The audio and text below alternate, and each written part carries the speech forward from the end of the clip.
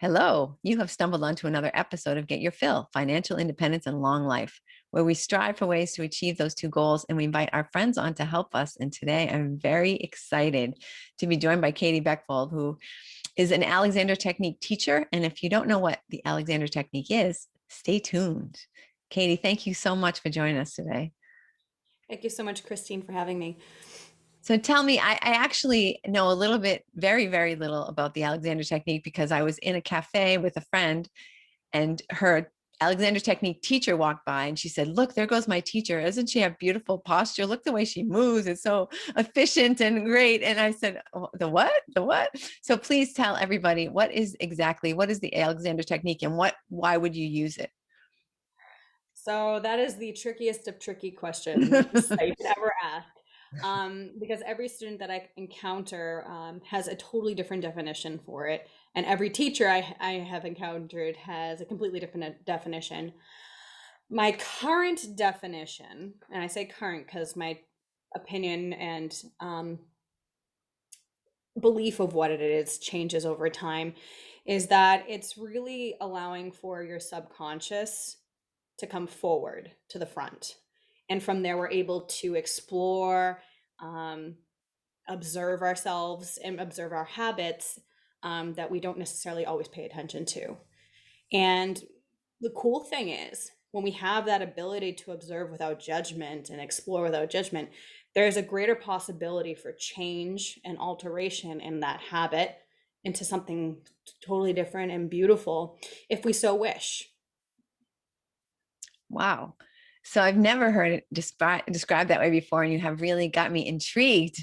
So when you say that your subconscious is coming forth, can you like talk a little bit more about that and help me understand how that would manifest itself? Yeah, so I basically act as your guide or your reference point in Alexander terms. Um, and we discover together certain things that you do subconsciously, like me putting my hair behind my ear when it's in my face. And like, oh, isn't that interesting? And we kind of play with it and we're like, do you need to do that? Is it necessary in this moment? Or was it something that you utilized to help yourself at some other point?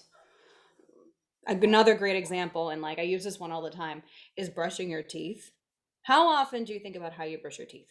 Never. Never, right? Because it's such a pattern. It's such a pattern. It's easy to do. We've done it so many times. We just don't think about it, right? So, what happens when you actually observe yourself brushing your teeth? Do you make different choices? The availability is there for you. Mhm. But it's just taking these little pockets, these little moments, and being like, "Oh, that's interesting. Do I need it anymore?" So those are kind of like our subconscious things, because there are a lot of things we do subconsciously, because if we thought consciously about every little thing we did, we would go bonkers, and nobody needs that. So why would I come to you? What would be going on in my life that would prompt me to look for you? I'm gonna be honest. Most people who come to me are one of two things. They are musicians looking to, or performers looking to improve their performance capability, or they're people who have gone to everywhere else and haven't been able to figure out what the heck is going on with them, whether it be something um, pain related, something going on in their minds where they just can't seem to organize their thoughts. Um, and yes, sleep deprivation or breathing or various things that usually are not prescribable. Mhm. Um, but I want to put out there, I'm definitely not a doctor. If there's something seriously going on and you're like, I'm afraid for my life, you go to an emergency room. But like it's a lot of the things that are irritating that other locations haven't been able to kind of help you figure out. So you're a musician. Is that why, do you think that's why a lot of your clients are musicians, or is this something that a lot of musicians just are seeking out? Is there a correlation? Yeah, there definitely is. Um, yes to both. Um, but the Alexander technique, which was developed back in the early 1900s, um, was developed by an actor. So you can definitely see like the correlation between that sort of thing. Um, and yes, I am a musician, but a lot of the arts community is definitely more open to exploration Mm-hmm. and trying things that are a little bit on the different or a little bit different from other things. Um, so yes, I'm more likely to have clients that are performance based. Mm-hmm. Yeah, my friend actually is an author, the one who was, the only other experience that I have of someone who's been involved with the Alexander technique. She's also in the arts community, and that's probably why she would know about it and I wouldn't.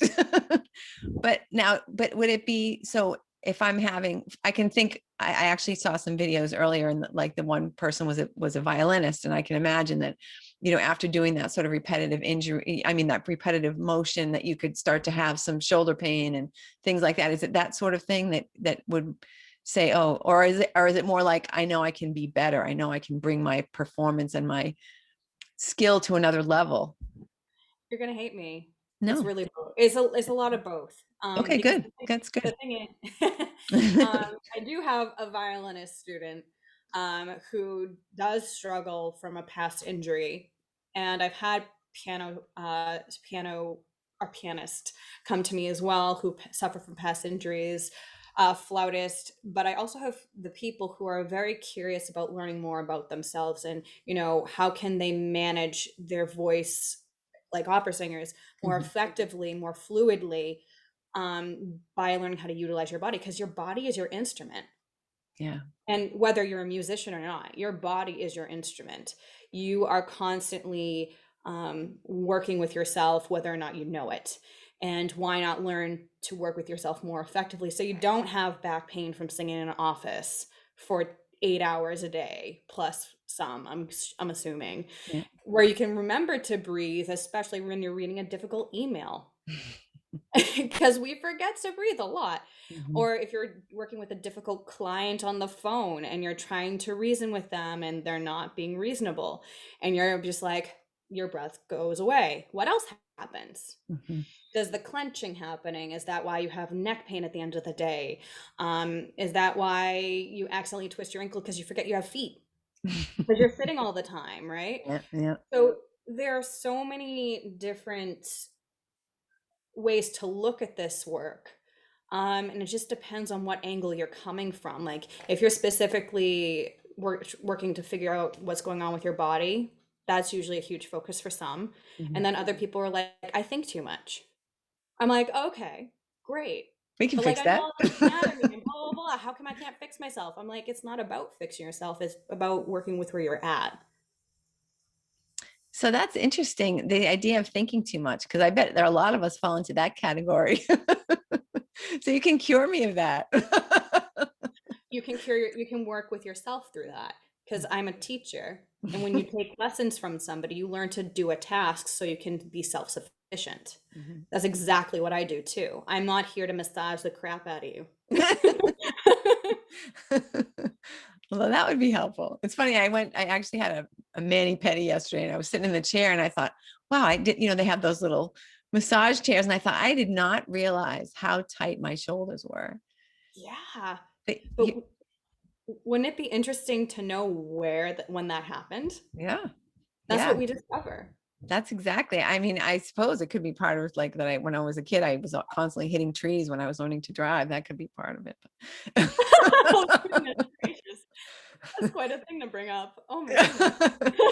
That, because you reminded me of that, like, oh, that's why my neck is messed up. But it's funny because we don't realize, right? I'm going to tell you a situation that has been happening with me lately, and tell me if you think that's the kind of thing that would be appropriate to bring to you as a something that I'd like to learn a cure for, or what not the cure, but a technique, right? Is that the correct phraseology? I So, mean, your language is going to develop the more you know. So whatever comes out of your mouth is completely fine. There's no right, there's no wrong. It's just what you're taking what you understand and trying to find words for it. mhm, And that's okay. cool. Thank you. And so I had developed and that's a whole other interesting story. But I had developed the plantar fasciitis, so I was having pain when I put my foot down, in my arch of my foot and stuff. I was having some pain, and I realized that now that I was walking differently to accommodate that pain. And so now the opposite hip hurts, even though my foot doesn't hurt anymore. And I realized that even though my foot doesn't hurt anymore, I'm still standing, like I'm still like favoring it and curling my toes and like protecting it, even though it doesn't hurt anymore. And I'm just like, stop doing that. I mean, yeah. So now my hip is really hurting, and I'm just like, well, what the heck are you doing to yourself? Is that the kind of thing that I might say, well, I need to learn to use my body better. Can Katie help me with that? Yeah, so you brought up a couple interesting things, and I would like to, since you brought it up, I would love to play with you a little bit. Cool. So you brought up one thing, protection. Protection is very important in this conversation because anything we do as far as tightening or holding or letting go is usually based around protection. And it's like what we were talking about earlier. That's a subconscious thing for you right now because you did it for a long enough period where it became a habitual pattern. Yep. And because it became a habitual pattern, it went past the point of usefulness. So that's interesting. Cool. And then you said, stop it. That was an interesting thing for me too. Because okay, I have a scenario for you. If I said stop thinking about the color red, Right. Exactly. That's all you can think about now. all you can think about, right? So what can we do that's different than saying stop it? Introduce one thing I say to myself is, put your feet down, put both feet down flat on the ground, and, to try to teach myself a new stance, right? Try to put your feet evenly, put your weight evenly on both feet, things like that. It's like, right. You have to introduce something different, right? Kind of, yeah. But without the word trying. Because a lot of the Touche. times, again, it's kind of like thinking of the color red. When you tell someone not to think about it, you tell someone to calm down. What are they gonna do? They're just gonna be like, no. How But can I it's be like, calm? fix this, fix that. We're such a society, unfortunately, where we are trying to constantly fix who we are, be better, all this stuff. But what would happen if you just explored who you were, who you are in this moment, and without that judgmental part? That's the interesting part. So, the first thing that I would personally do is get as far away from your foot as possible. Because that's where the judgment lies currently. Yeah. In your hip, that's where the judgment lies. Mm-hmm. I would go as far away as that from possible, and maybe play with your eyes, maybe play with your arm lines, because all we're trying to really do is find some form of balance, as well as protect ourselves in the process. And so when we're protecting ourselves in one area, it throws off that balance. And so we're just trying to evenly distribute the tension in some way. And what that's called is tensegrity. So tensegrity is tension with integrity. Because we can't live without tension. There's no possible way. Everything in our lives that is able to stand upright has tension involved for it to maintain that structure. Mm-hmm. Otherwise, we'd be spaghetti. And believe me, spaghetti is delicious, but I don't want to be it. Right. Right? So, when we're going about this, sometimes, yeah, thinking about something different is a good way of doing that. But also redirecting our physicality in a different way, not with the points that we hold our judgment in, can kind of help those points, specific points, learn how not to be judgmental. Interesting. Because we focus on if we had a red and blue situation, we focus on the red first because the red is something that's very poignant, very loud. and sometimes painful, right? Yeah. The blue, we're like, oh, that's fine. We don't need to think about it. It's a good day, right? So we don't give our areas that are working for us enough attention. And it's kind of like what working with children in a classroom. You have a bunch of children, child is acting out. Our natural instinct is to go towards that child to calm them down in some capacity, whatever that means. And then we forget about the other kids. But because we're giving that child attention, the other kids start to learn. Yep. This is how I get And attention. this is how I get attention, right? Right. Right. But what would happen if we paid attention to those kids who are not asking for the negative attention? Maybe the child who's acting out will learn. It's very much the same within ourselves. Interesting. Yeah, I love it. It's good stuff. What How did you happens get when, interested in it? oh, in the Alexander work? Yeah. Yeah, so I was at the Boston Conservatory studying vocal performance, which is more classical opera-based performance. Um, and I took a class because it was a requirement at the time, and I'm like, okay, fine, I'll take this class. I have no choice. And my voice teacher at the time um, was also was also training as an Alexander teacher, so I had like double whammy information happening. And I took the class once, took it a second time because it was just so intriguing. I sang this time next year. If I really like this still, I think I want to join the training program.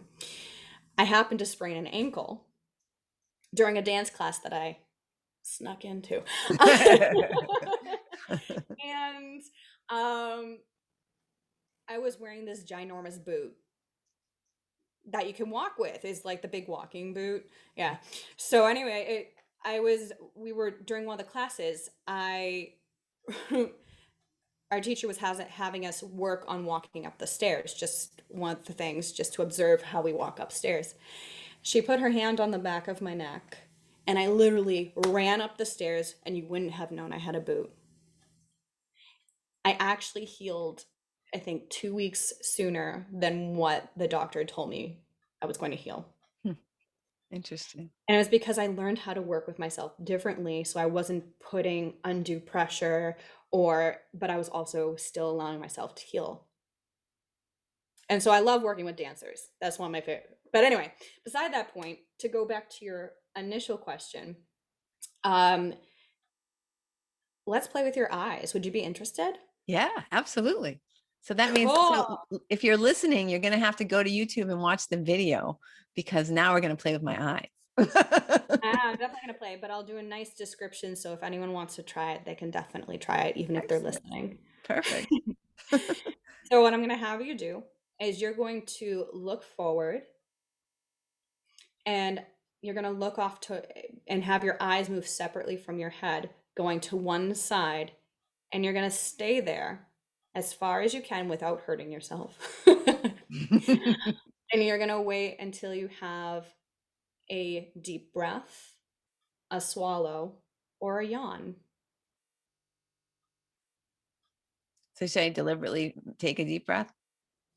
Well, wait until it happens because it's nice to wait.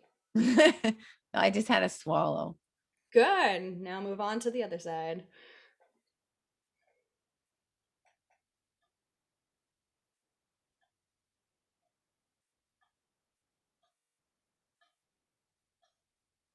I feel like I can't see as far on this side. I wonder if that's true.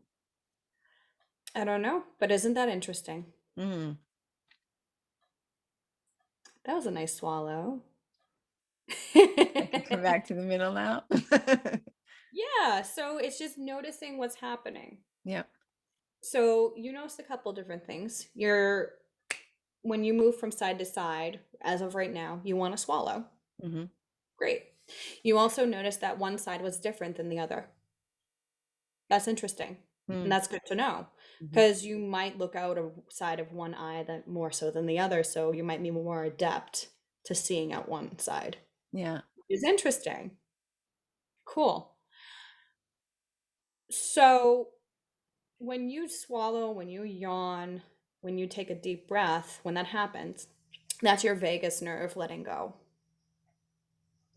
Because your eyes are directly in connection to back here. So the vagus nerve is kind of two different sections. I'm not going to get too deep into that because it's a little, woo, it's a lot of information, and I'm not going to torture you completely. But when you are, we quite often clench up a bit during the day because we go into startle, which is kind of like when someone just you're backing up and you're holding your breath, or in your car. I'm like thinking cars, or you're crossing the street and all of a sudden a car comes out of nowhere and you're like, boop, or you hear something from above and you're like, Phew. Lots of different startle. You've probably recognized a little bit of everything. So what happens then is our neck tenses up because the vagus nerve, which gets most of its information from our gut, shuts down momentarily because we are trying to protect ourselves. And this is going back to habits, protection, all that stuff that we were talking about earlier. Mhm. So our vagus nerve connects our brain to our gut, and it's really great. It's so much information on that. I would highly recommend reading Humanual by Betsy Politan. Okay. She's an Alexander teacher, and she talks a great deal about this in a way that's tangible to the everyday person. Mhm. Um, but what we call back here in the Alexander world is called the primary control or primary mechanism. This is where all the information transfers from mind to body, or if people want to go into this, into spirit, into emotions, all that stuff. There's a huge transfer of information here because we have all the major muscle groups, our nervous systems happening there. And so when that shuts down, that communication, so does like that's when our brain goes whoop, I can't think, or we go into clenching with our body. So is it actually up into the scalp, or are you talking about the back of the neck? The back, does it include the shoulders? What, like how Well, much is everything, involved in that? everything. Everything. Everything. It's just the primary control is kind of really back here, right where we put our hands on the neck kind of Mhm. situation. Mhm. There are lots of different things within that area, the vagus nerve being one of them. Mhm. But yeah, like if your neck tenses up, chances are your shoulders are going to tense up. Chances are your rib cage is going to start holding in the muscles around the rib cage. Chances are your knees might lock, your toes curl. Um, and going back to your feet, if your feet curl, same thing, it goes all the way up. Mhm. Everything's connected. That's one of the biggest things about the Alexander work that I get into, is that you can't have one thing happen without something else happening. Mhm. So it's not necessarily about pinpointing that location, it's observing and then making a choice if you want to continue down that road. Interesting. So you mean like I would make a choice to say that I want to be like tense, or like what kind of no, So I if like you, my tension. oh, a lot of people say that because and it's a sense of control, isn't it? I guess, yeah. I mean, I was kidding about liking my tension, but Oh, but you'd be surprised. You'd be surprised when people decide to let go of anything. It's a little scary sometimes because it's something that we've held on to so long that it feels like our only way of controlling that situation. But it's interesting what happens when people embrace the fact that, it's okay to let go, and then they gain more control. Because can you think when you're like this? no. No, you cannot. No. It's really hard to think like that. But if you let go 2%, guess what? You have a better chance of thinking Yeah. clearly. And that's a big deal. Yeah. So is breathing a big part of the Alexander technique? Is that part of what people have to learn? It's a common thing that is thought of as strictly being Alexander technique, but I use breath as a reference point, kind of like myself. Hmm. Um, it's a guide. It's kind of like a thing that you can listen to observe your patterns. So if, for instance, you go into a meeting and all of a sudden you notice that your breath is holding, you can be like, and you're nervous, and then you notice your breath is holding. You can be like, oh, do I need to hold my breath right here, or am I allowed to exhale? And then it's just a very good tool to monitor yourself with, because we have to breathe to live. And Yeah. it's very noticeable for most people. Whereas like something like a shift in your muscles letting go, or your fascia letting go, it could be very daunting to think about that because their tactile might not work for them, but Mhm. breathing's pretty universal. Yeah. Interesting. So now if I came to you and I said, okay, I've got this weird hip thing, would we just start with my eyes? Is that like would that help my hip eventually? I mean, how would this work? Like if I came and said to you, okay, I really need you to help me with my hip here. So the reason I started with your eyes for this particular moment Yep. is because it's easy. It's easy to access. Yeah. And when we let go of the vagus nerve, we're more likely to let go of the rest of our primary control, Mm-hmm. which allows for clear communication. If we were in person, I might put hands on your shoulders first, Mm-hmm. just to get to know you and where you're at. Mm-hmm. And from there, I would be your reference point.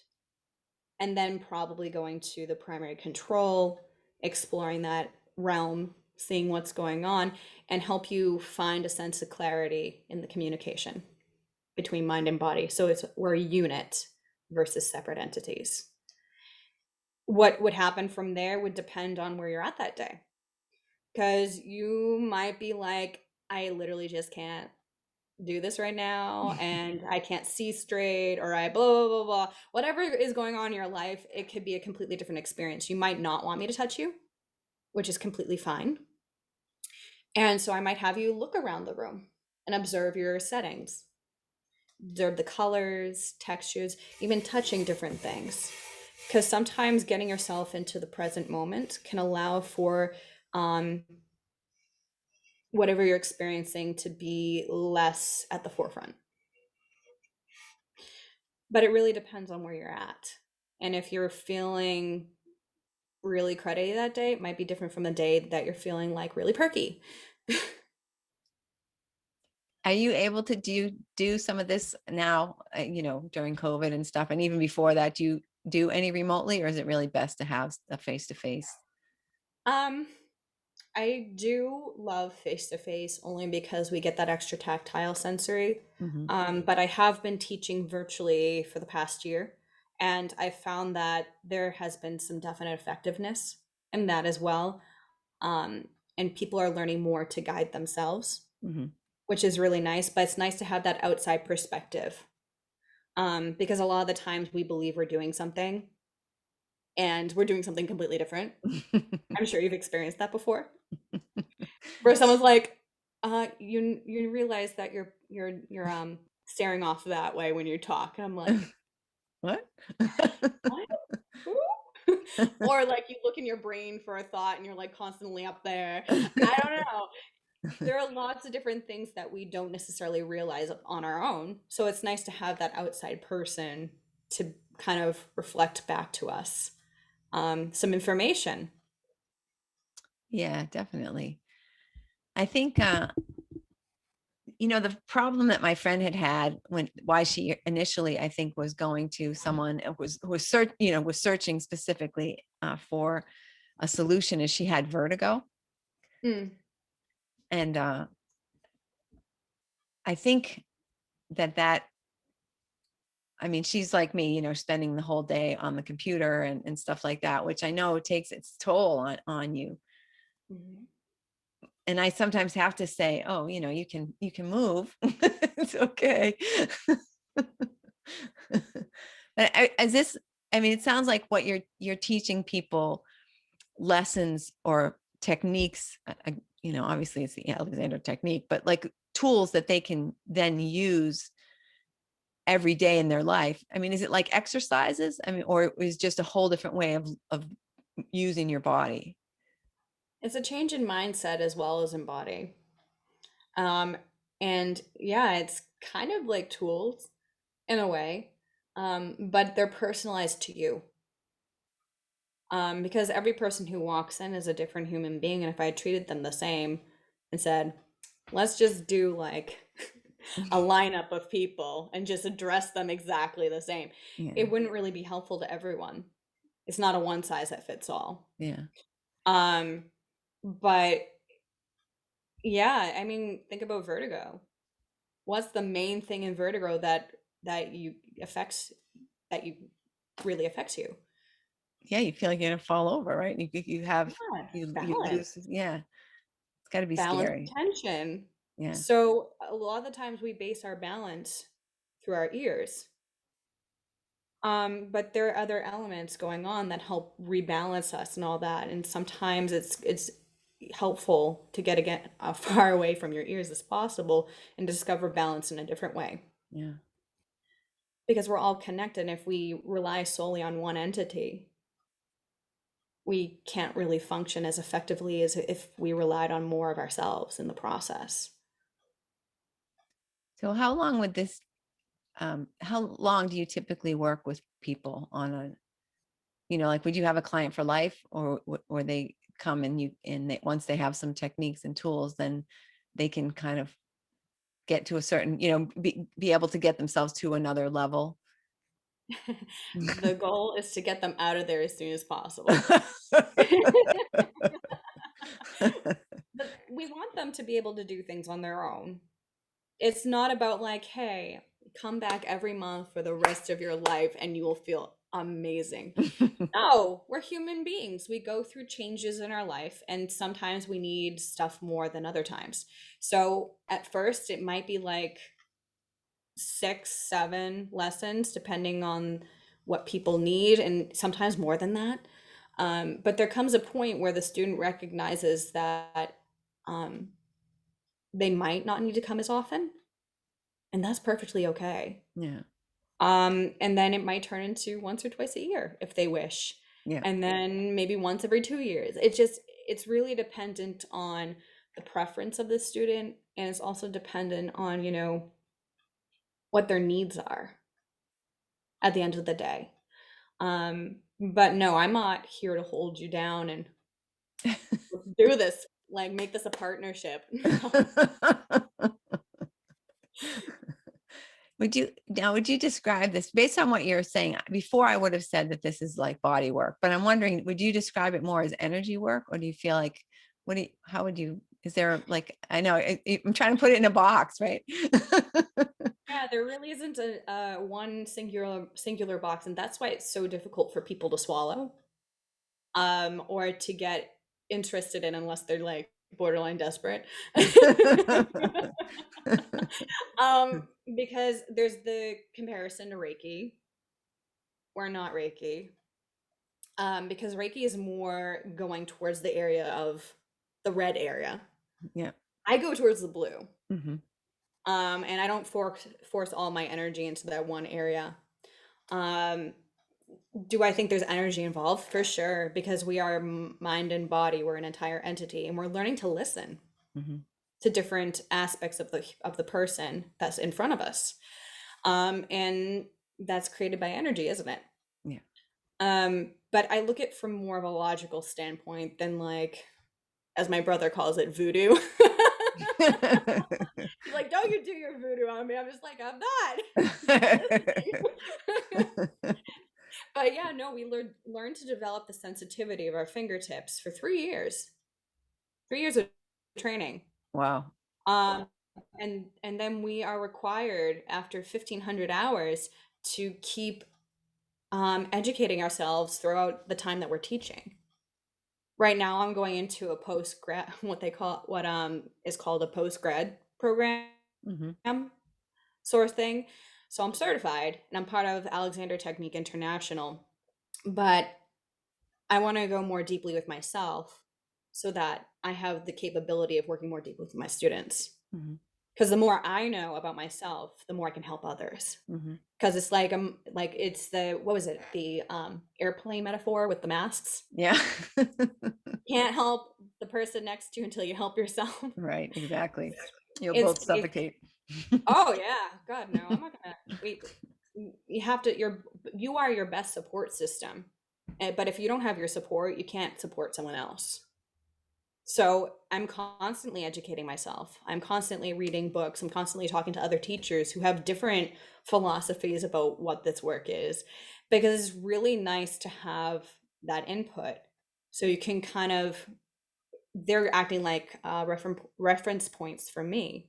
Mm. So I can look at myself and see what I'm doing and how maybe I can improve my style of the work. Do you feel like there is, if I went to 5 different Alexander Technique teachers, would I get 5 different plans, I guess, or tools?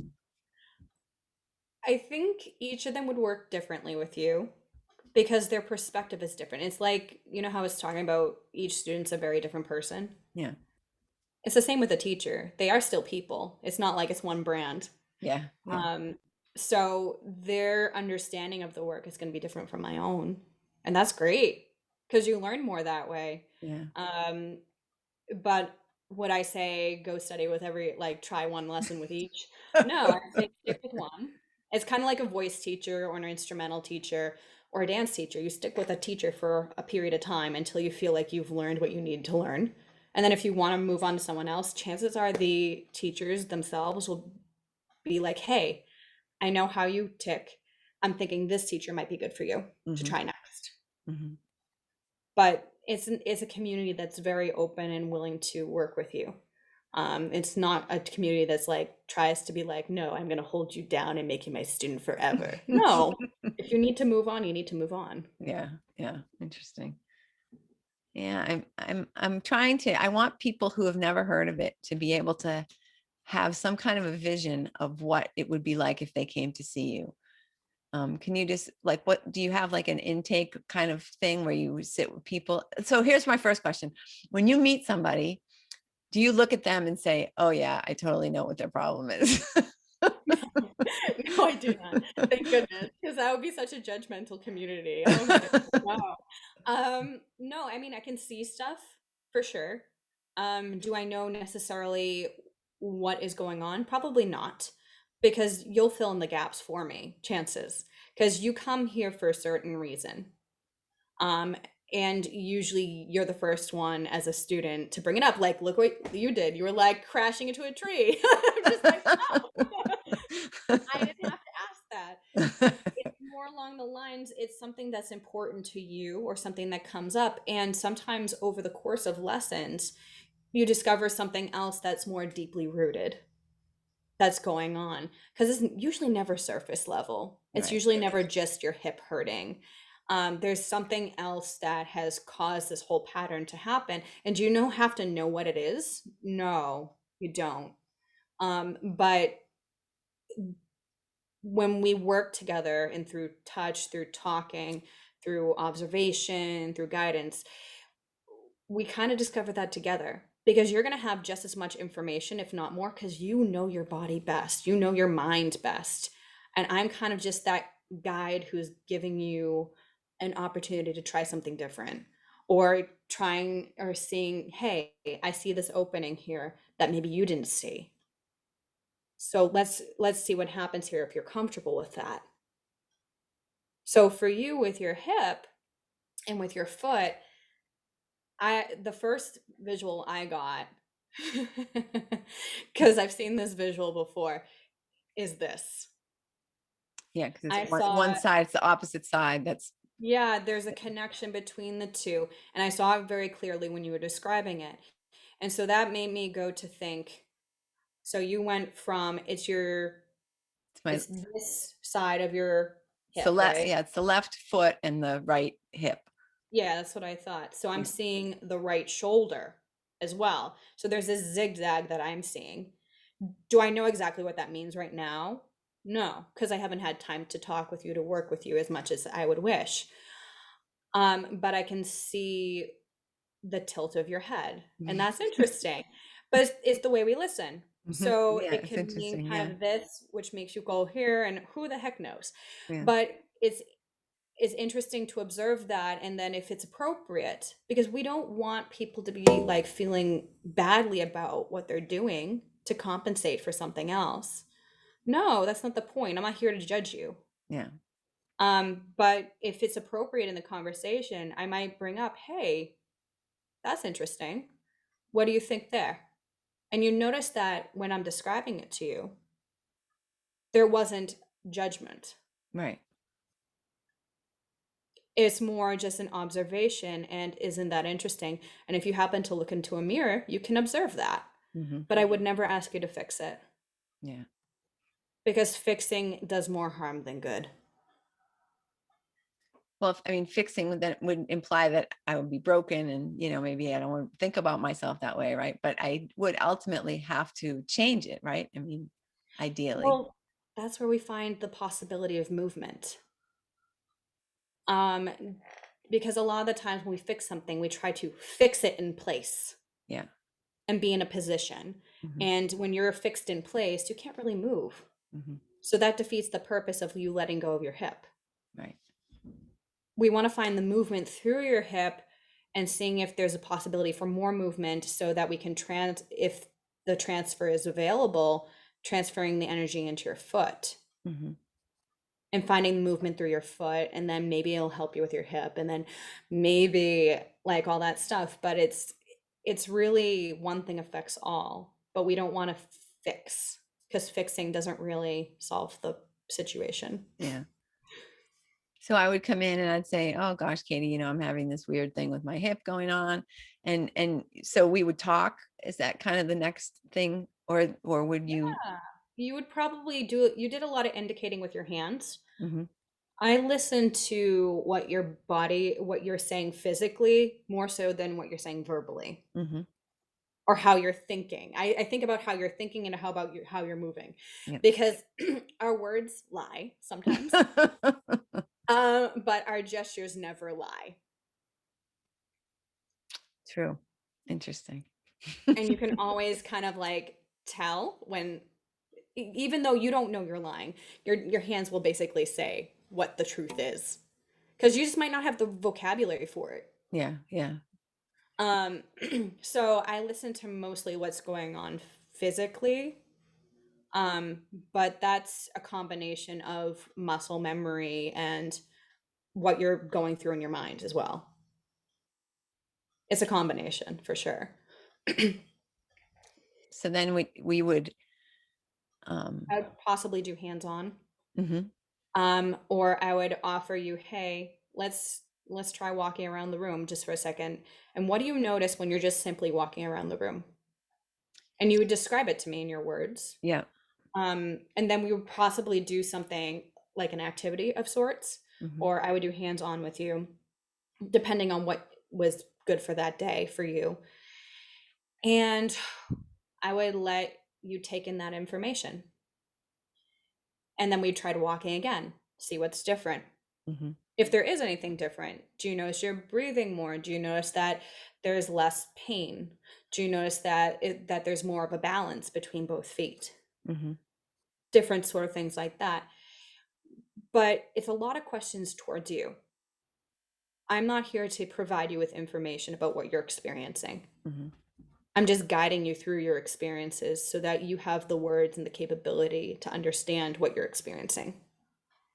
So it's reminding me of coaching, right? Where the client has the answer, but you just have to get it out of them. They have to realize that they already have the answer, right? Yeah, a lot of the time we do have the answer because we were all babies at one point, Hmm. right? And when we were babies, we learned to get up, we learned to walk, and with fluidity, and we learned to fall down without hurting ourselves. And then something happened along the way where we started to judge ourselves for certain things that we did. And so the holding started, or we experienced something traumatic along the way and more holding. And so the balance just got out of whack with our tension and with our intention, all that stuff. Hmm. So our perspective changed.